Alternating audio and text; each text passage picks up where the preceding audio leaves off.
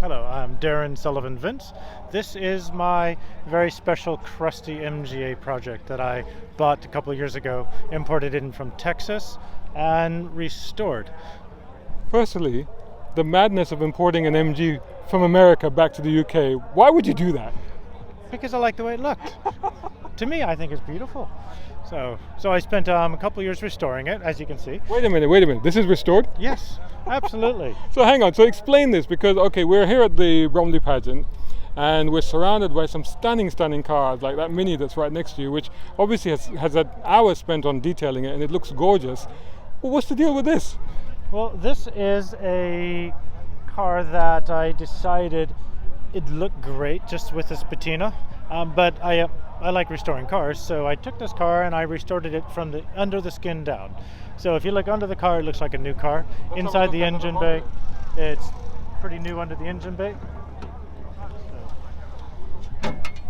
So it's a bit dirty at the moment, so I apologize about that. But basically I took everything inside and underneath and restored it.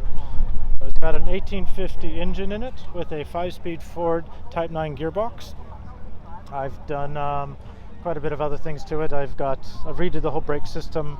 Obviously that was needed because it's been sitting in a field in Texas for 25 years. So I'm now using silicone, .5 silicone, which is unusual. And works well, actually. Is it left-hand drive or right-hand drive? It is a left-hand drive because it was in the States, so yeah. Proper export. Yeah, and so and it's road legal, and you've been using this on the road? I've been using it on the road. It is road legal. It will pass an MOT. What's the reaction that you get when you drive this around? Oh, I get people driving, even people driving the other direction will open their windows and scream, "Oi, mate, I like your car!" And just people just yelling, "Oh, fantastic!" Is it universal like though, or is there some people like, "Oh, why don't you fix it up or whatever"? A lot of people say, "Oh, I love this car," and then they say, "When are you going to restore it?" And it says, "Oh, I finished," and they're like, "Oh." They're like, you ran out of money. Yeah, I love that reaction. Just the face drops, like, "Oh." Is it sympathetic, "Oh, poor you," or is it like, "Huh"? It's more like, well, both. Definitely both. But some people love it the way it is, and it drives fantastically. I've redone the suspension on it front to back. I've just recently put in new front shocks on it because the original ones I thought were fine, were not, so it was bouncing down the road a bit. And I've tightened the steering, all the bushes and everything's been redone, and if you look underneath you will see how good it is. I even put disc brakes in the front. It's got disc brakes as well. So is this the one that you were telling me you went on to Wales in? No, I took a Fiat 124 Spider to Wales. But this one I wanted to take there, but going to Wales, I mean, who takes a car that doesn't have a top to Wales? Because it always rains there. Well, you've got to take a chance, right? True. Well, actually, it didn't rain there. So I had my top down in a Fiat all the way there throughout the whole trip, and then all the way back, top down. It was wonderful. So I could have taken this. And this has got heated seats as well. No way has it got heated seats. Really? Absolutely. Yes. Why wouldn't you? Next you'll be telling me it's got stereo. Yeah, it's got a big 12-inch subwoofer, speakers and stuff in the front and back. Yeah, 2 amps. Really? Yeah. That is awesome. Okay, briefly tell everybody about Waterlook Classics as well. Oh yes, Waterlook Classics. We are a club that I started about 6 years ago now, on Lower Marsh near Waterloo Station, because there wasn't enough to do in London for your classic cars, like being able to take your car, drive it someplace, park it, go to a cafe, and hang out with other people in classic cars. It just didn't really exist. You had the Chelsea Cruise, but that was about it. And I was frustrated with that. So I said, well, damn it, I'm going to start something. So I started it there, and it's just grown. So now we've got, 14 cars on the stand today? Well, we had 16. 2 have already gone. We've got an event. We went to Wales last weekend, and that was a great success. So we do things like that. We've had stands at the London Classic Car Show for the past number of years, and we just do fun things.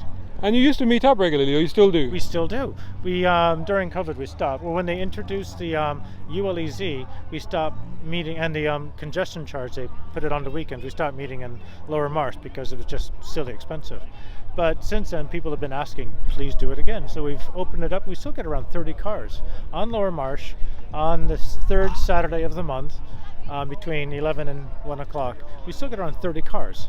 So, it's So impressive that you've people- touched on ULEZ. I want to ask you about that, and I did want to ask you about that actually. How did that affect you, and what do you think about the fact that they want to expand it even further now? Oh God, I really feel sorry for lots of families if they do that. It's going to punish low-income families far more than anyone else, because lots of people can't afford to get a new car. That's getting a new upgraded car is a luxury for lots of people, and this is just going to ruin a lot of families.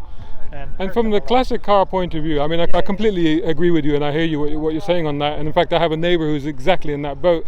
Perfectly handy, perfectly modern family SUV diesel car, which he's going to have to get rid of if they expand it because he won't be able to use it.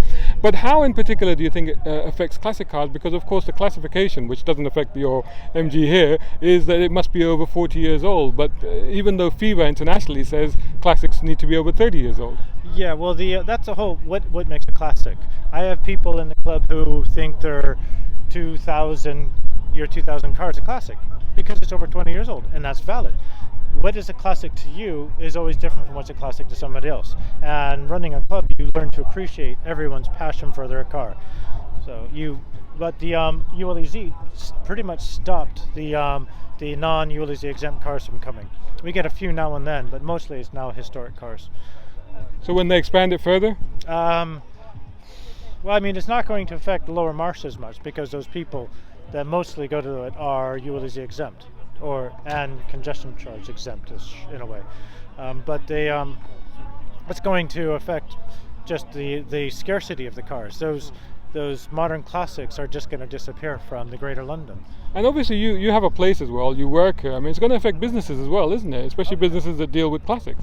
Well, yes, it will. Or even modern classics. Yeah, it'll affect lots of businesses. It'll affect modern classics. I understand the need for it because sometimes London, the air is just disgusting, and the microparticles in the air can be worse than Beijing on a really bad day.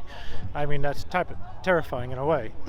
So I understand the need for it, but I just think I don't know. How do you solve a problem that's really hard to fix?